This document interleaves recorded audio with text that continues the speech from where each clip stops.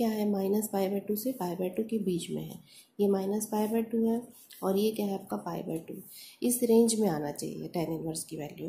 तो tan inverse की ये वाली जो वैल्यू मिल रही है वो कौन सी वैल्यू है, tan - थीटा। तो मैं यहाँ पर लिख सकती हूँ उसको tan इनवर्स tan -π/3 ऐसे लिख सकती हूँ। और जैसे ही आ गया तो हमको मालूम है कि इसकी जो वैल्यू है यहाँ पर साइड में लिख देंगे कि tan inverse tan x = x होगा व्हेन, कब होता है, जब व्हेन x जो होता है आपका किस में बिलोंग करता है, ओपन इंटरवल -π/2 π/2। तो यहाँ पर बिलोंग कर रहा है x के स्थान पर यहाँ क्या है -π/3 और -π/3 आपको यहाँ मिल रहा है। तो इसका मतलब इस रेंज में है, वो इस अंतराल में है, इस ओपन इंटरवल में है। तो मैं यहाँ पर लिख सकती हूँ -π/3। तो इस तरीके से सवाल बनाते जाएंगे तो और क्लियर होते जाएगा।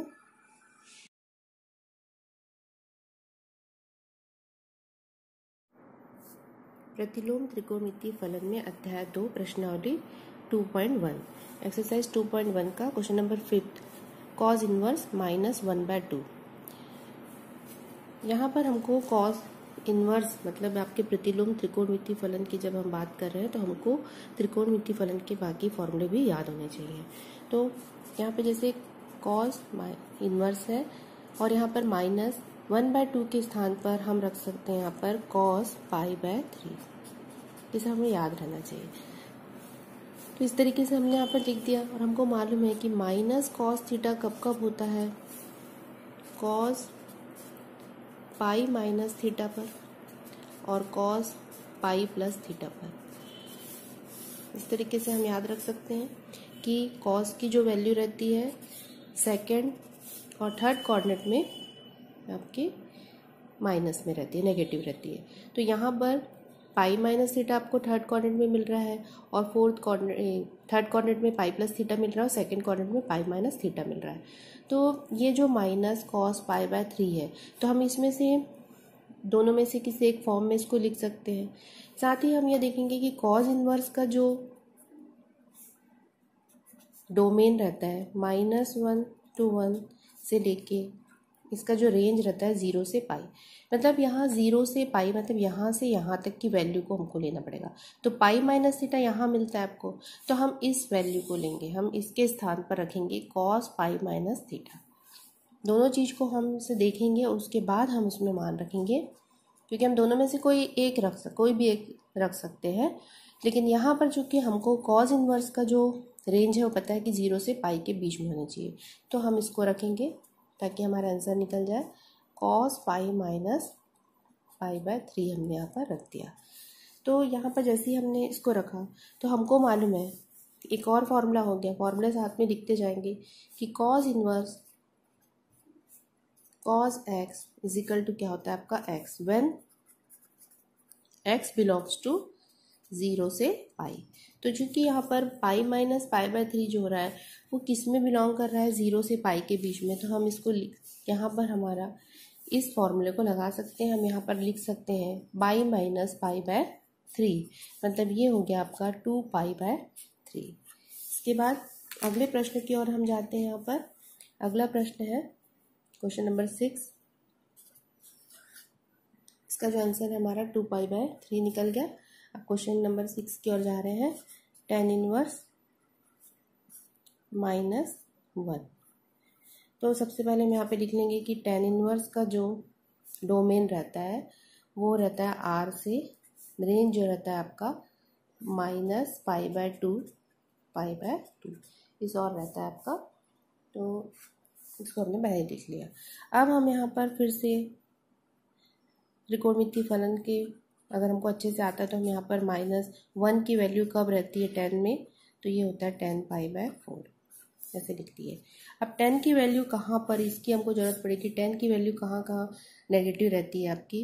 तो tan की वैल्यू जो रहती है आपका यहाँ पॉजिटिव रहता है, मतलब यहाँ आपका नेगेटिव है और इधर भी नेगेटिव है आपका। और हमको किस रेंज में चाहिए, -π/2 से π/2 के बीच में रहना चाहिए। ये -π/2 है, ये π/2 है, मतलब इस रेंज वाला हमको वैल्यू लेंगे। तो यहाँ पर जो हमको वैल्यू मिल रही है tan की, हम उसको फॉर्मूला लिख सकते हैं माइनस टेन थीटा के स्थान पर हम लिख सकते हैं टेन माइनस थीटा, क्योंकि माइनस थीटा हमको यहाँ मिल रहा है।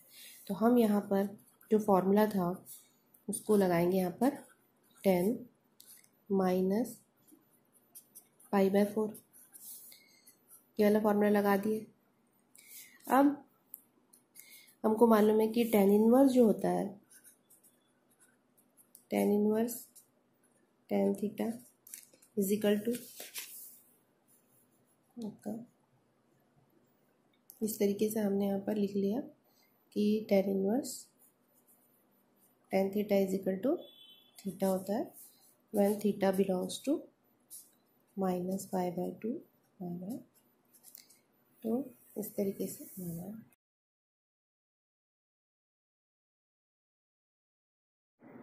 माइनस पाई बाय 4 जो है वो इस रेंज में आ रहा है अपना, माइनस पाई बाय 2 से पाई बाय 2 के बीच में माइनस पाई बाय 4 आ रहा है।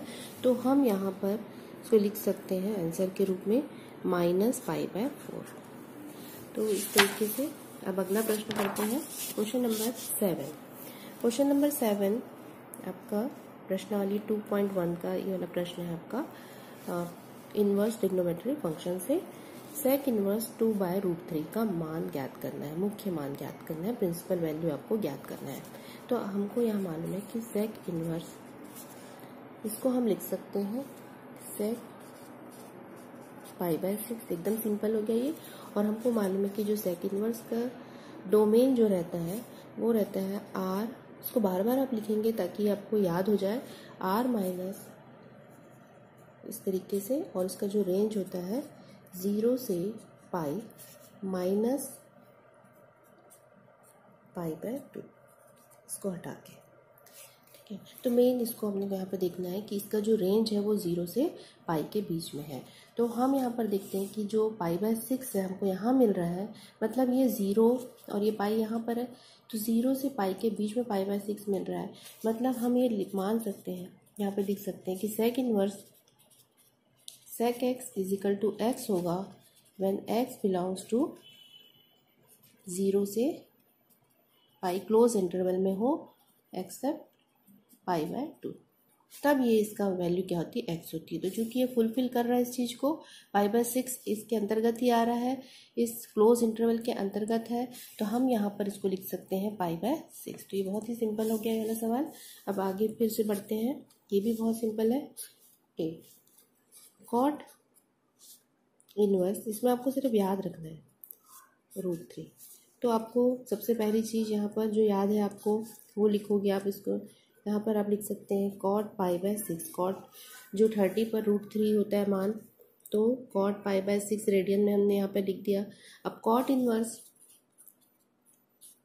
कॉट एक्स, एक्स कब होगा, तो इसके लिए हमको कॉट इनवर्स की रेंज पता होनी चाहिए। तो कॉट इनवर्स की जो रेंज है, डोमेन आर है, ये सब चीज़ें धीरे धीरे याद होती जाती हैं। और ये आपका इसका रेंज है 0 से पाई, ओपन इंटरवल। ओपन इंटरवल मतलब जिसमें 0 और पाई इंक्लूड नहीं है।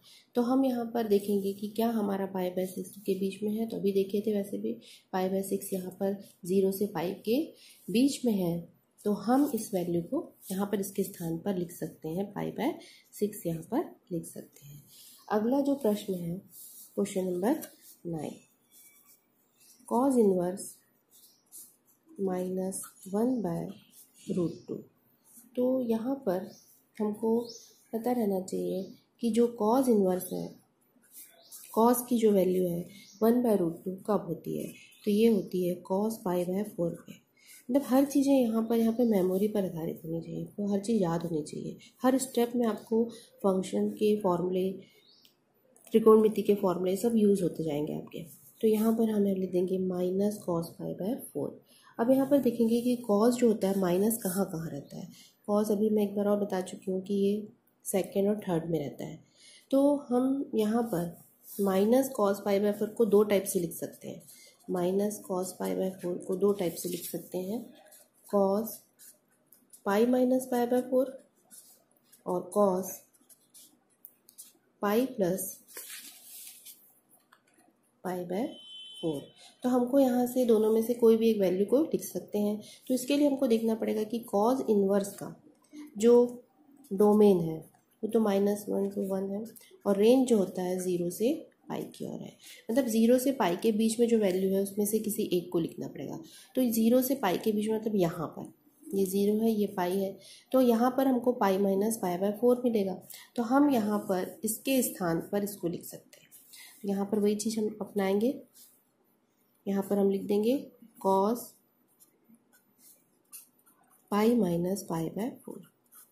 तो जैसे ही हम यहाँ पे लिखते हैं तो हमको पता चल जाएगा कि कॉस इनवर्स, साथ में फॉर्मूला फिर से लिख देंगे, कॉस इनवर्स कॉस एक्स जो होता है वो एक्स कब होता है, when x belongs to 0 to pi.